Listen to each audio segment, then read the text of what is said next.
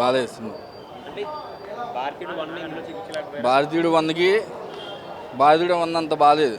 Third party conclusion బాగా ఇచ్చారు. మీ third party బాగుండొచ్చు.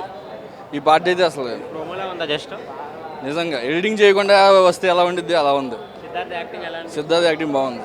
First half అయితే అసలు బాగాలేదు. సెకండ్ హాఫ్ కొంచెం సెంటిమెంట్ ఎక్కువ పెట్టారు. మూవీ ప్లస్ ఏమంటారు? ప్లస్ ఏం లేదు.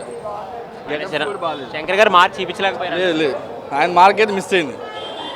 సినిమా ప్రభావం గేమ్ చేంజర్ మీద ఏమైనా పడే అవకాశాలు ఉన్నాయంటారా? బిజినెస్ అయితే అవ్వకపోవచ్చు అంత ఎక్కువగా. సినిమా అయితే డిసప్పాయింట్. శంకర్ గారి మార్క్ అయితే లేదు. సెకండ్ హాఫ్ బాగుంది. యాక్చువల్లీ 2-3 కాకుండా 2 కలిపి తీసుంటే బాగానే ఉంది. ఫస్ట్ హాఫ్ కొంచెం బోరు. సిద్ధార్థ్ యాక్టింగ్ ఫస్ట్ హాఫ్లో బాగాలేదు, సెకండ్ హాఫ్లో పర్లేదు, బాగానే ఉంది. పార్ట్ 3 కోసం వెయిట్ చేస్తున్నారు మీరు? అవునా? చూద్దాం. చాలా బాగుంది. పార్ట్ 3 ట్రైలర్ చాలా బాగుంది. కమలాసన్ గారు అయితే పిచ్చెక్కిచ్చారు అసలు. సినిమా చూడాలంటే మినిమం మర్మకాలు వచ్చి ఉండాలి. ఏం అవసరం లేదు, ఎల్కేజీ అయినా సరిపోద్ది, నాటికేగా అర్థమైపోద్ది. మేము పార్ట్ 3 పార్ట్ 4 కోసం వెయిట్ చేస్తున్నాము. బాగా తీశారు శంకర్. ఇది ఇండియనే కాదు, అమెరికన్స్ కూడా చూడాలి. చాలా బాగుంది. ఎందుకంటే ఎవరండి, చాలా బాగుంది సినిమా. చాలా బాగా తీశారు. ఎగ్జిక్యూటివ్గా బాగా చాలా రిచ్గా మొత్తం అంతా చాలా బాగా తీశారు. ప్రతి ఇండియన్తో పాటు అమెరికన్ కూడా చూడాలి. మన కల్చర్ నేర్చుకోవాలి. అంతా ఎక్కడ ఈ లంచం లంచం లంచం అంటున్నారు కదా, ఇదంతా పోవాలి. అంతా బాగుండాలి. చాలా బాగా చేశారండి. కాకపోతే కొన్ని చోట్ల ఆయన యాక్టింగ్ అంత న్యాచురల్గా లేదు.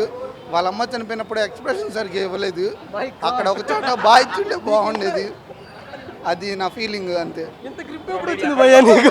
ఏం నాటికిలా ఉంది భయ, ఏం అనిపిలే అసలు. అది అలానే అనిపించింది. అది కార్తీక దీపం కంటిన్యూషన్ లాగా తీస్తారేమో, అలా అనిపించింది అంతే. లేదండి, గేమ్ చేంజర్ మీద చాలా హోప్స్ ఉన్నాయి కానీ ఏమనిపించట్లేదు. గేమ్ చేంజర్ మీద కూడా పడుతుంది అనుకుంటున్నాను.